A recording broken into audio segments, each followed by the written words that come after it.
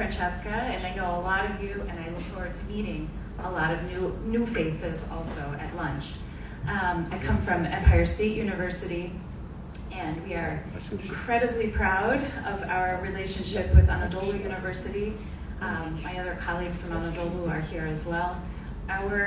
One of the secrets, I think, to success in partnership is working through tough problems. And in doing so that both partners feel heard, honored, but also each partner comes out of the relationship with something they value. And so this is really the case in our degree programs, where we have very differing schools of thought about what quality preparation of a student means in the US versus here in Turkey. Hence our short presentation, because we're between lunch, all of you in lunch. But I will also introduce my colleague, Zulal Balpinar. She needs no introduction for those of you who are Turkish, because she is a minor superstar. And so she will treat the subject of Turkish preparation, and I will talk to you a little bit about general education requirements in Suny. Okay.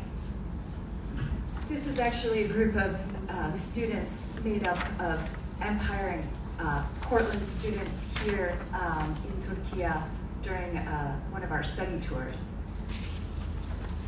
That photo there. So what is SUNY General Education? What's it about? This is taken from our website.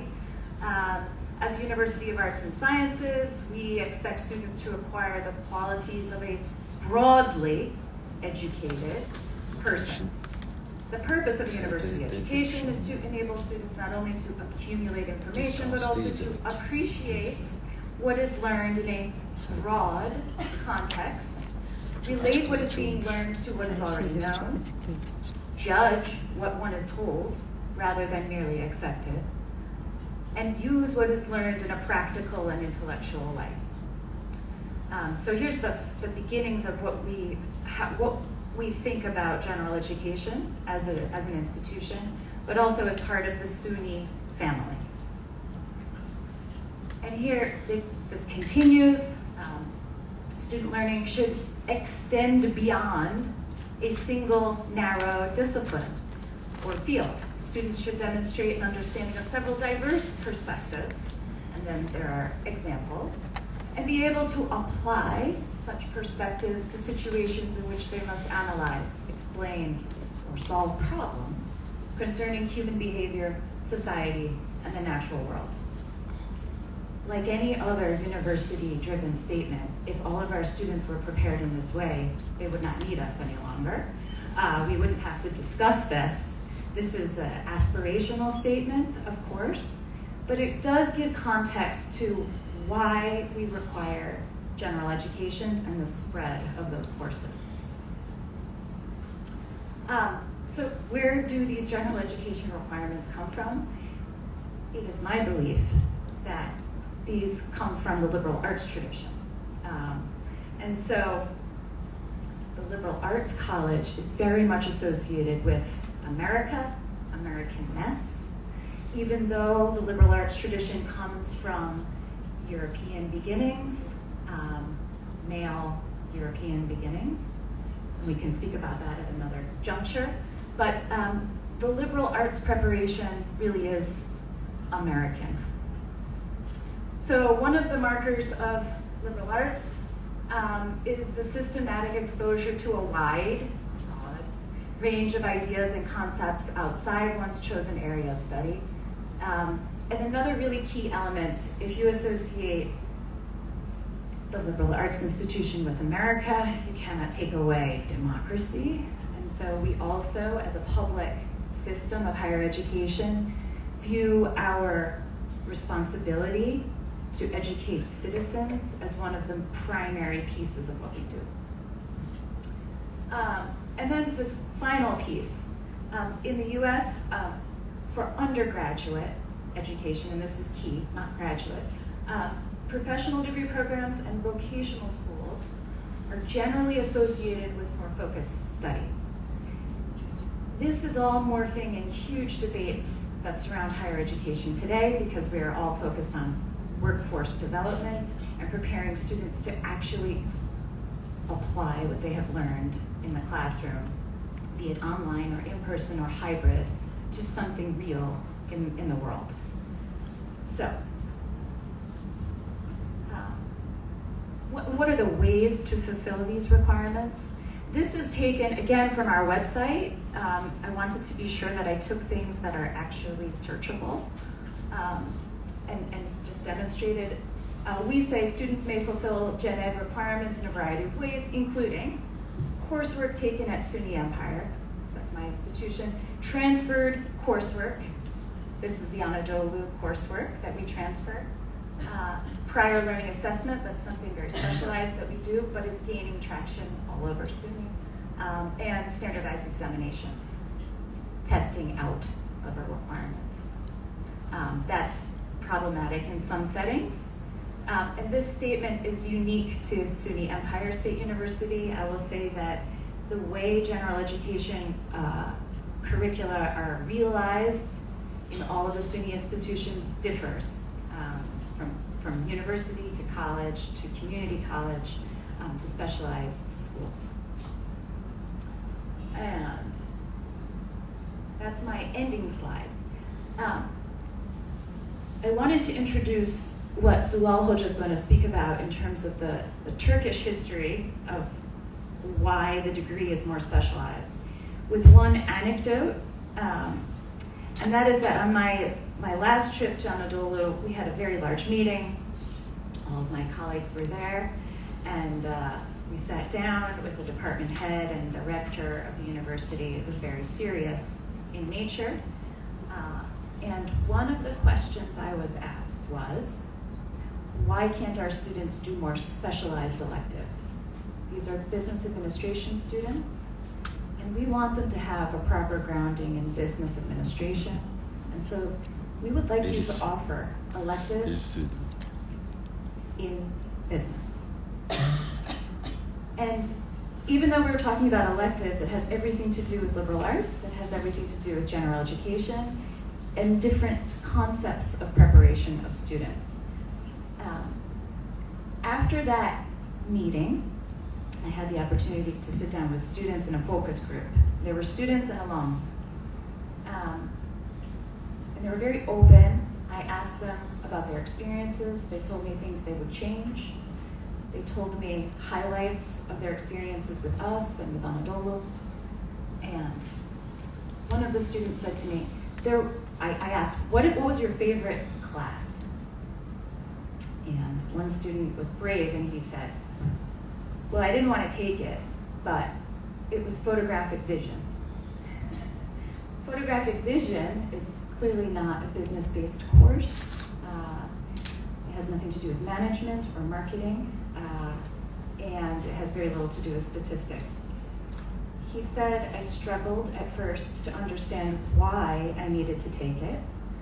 I didn't want to take it for the first month. But when I completed it, I realized that I can now communicate in a completely different way. And that the ideas that I used in that course allow me to be better in my job. He's employed now, today. And when I'm working with clients, I'm able to illustrate different examples differently because I think differently because of this course. The student was then echoed by two other students who had similar thoughts about photographic vision and images of women in Western Civ. Again, arts-based courses.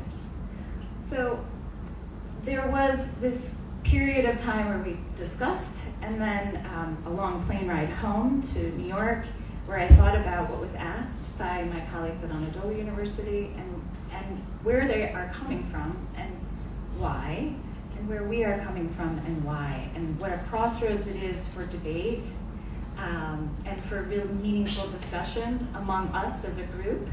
And so I'm going to turn the mic over to Zulal Hoca, but very interesting that this is not a solved problem. it may not be a problem at all, but we're putting it forward for you. Hello, Francesca explained some of the differences of attitude about curriculum, actually developing a curriculum. And it's very different in Turkey, obviously, because as soon as the student enters a program, that student is bombarded with lots and lots of topics in his chosen field, whether he or she likes it or not. I myself graduated from a school in Turkey, which was an American university at that time, where as a comparative literature student, I had economics, physics, and chemistry lab, part of my liberal art education, and I have not regretted one minute of it. I still remember that potassium gives a bright purple flame, you know, that kind of stuff. Having liberal art courses or choices or offering them to students really broadens their worldview. Just to add to Francesca's anecdotes, I mean, I have to tell students which courses they have to take when we are registering them for courses at Empire. And sometimes, you know, I get, well, I have to take an art course, or why do I have to take the science course? You know, well, but the thing is, the science course that they are taking is called like population and diseases. And once they take that course, they come back and they say, Hocam, yes, well, now I know that through this course, I can make calculations about cost of diseases or pandemics to a nation or to the world economy. Well, because they get a different point of view. But the thing is, you have to prove them, or you have to sort of try to show them that this is what it takes to have different points of view, to have a different angle to world instead of just having one single point of view. I'm not criticizing the Turkish educational system or choices for curriculum, but the thing is, if you can offer a little bit difference in their way of looking at the world, like the art courses, or even they sometimes resent the American history course that they have to take. But the types of courses that are offered are so varied. It doesn't have to be just like history, or, you know, they can always find something that is within their field of interest. And so I think now, at least not the administration, but the student body is more amiable to taking different types of courses.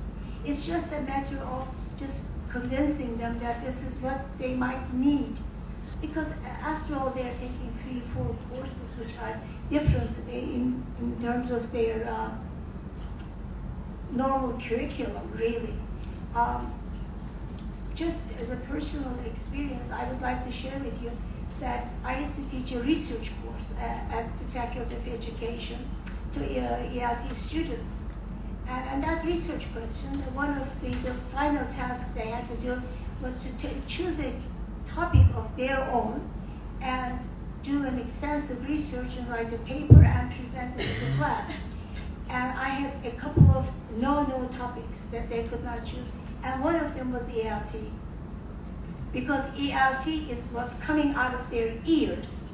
And I just wanted them to go into something different so that they could just learn something, not only for themselves, but because they were presenting in class, share it with their friends.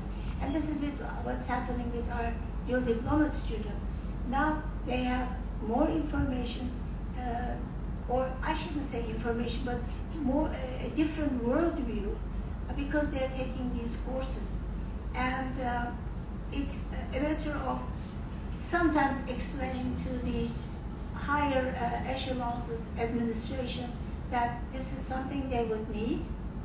And sometimes administrations are convinced, but sometimes very reluctantly they have to agree that in order to develop a dual diploma program, these courses, these liberal art courses or general education courses, has to be infused with the general joint curriculum.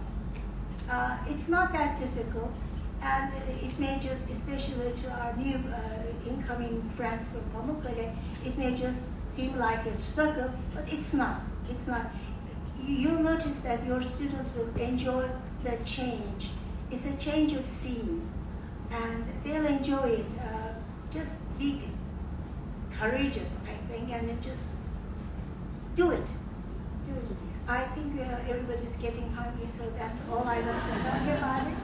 But if you have questions, you can ask us, during the breaks and that sort of thing. Okay? Do you have any questions right now about this topic? Thank you to both of you to bring up a really Everybody's good topic. hungry. Thank you so much.